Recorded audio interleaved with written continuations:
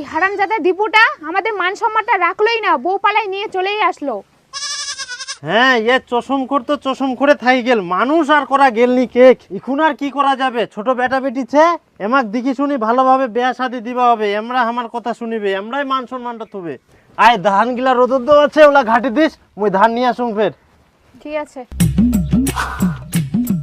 বোমা, বোমা, এই মা ডাকছে তো, সারা দিচ্ছ না কেন? যাও যাও। দীপু, হ্যাঁ মা, যাও যাও।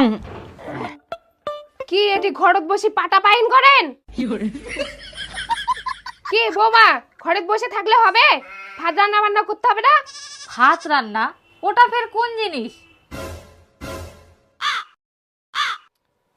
আরে ভাত চিনিস নি? ভাত আমরা যে 3 বেলা খাই। ও ভাত, হ্যাঁ হ্যাঁ, ভাত যাও রান্না করো। ওগুলা তো কিনতেই পাওয়া যায়। মোর বাবা তো বস্তাত করে কিনে নিয়ে আসে। কাকা, আরে ওলা চাউল নিয়ে আসে, চাউললা 2-3 গ্লাস হাঁডি দিয়ে নে, যে সিদ্ধ করে ওটা হচ্ছে ভাত। ওখান হাঁডি যে রান্না করে। মুই ওলা রান্না টান্না করবা পারিম না, মুই ওলা জানো না। রান্না করবো না তো ভাই বোন দীপু আমরা সবাই খাবো কি?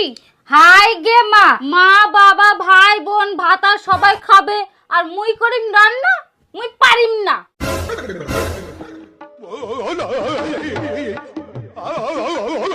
কি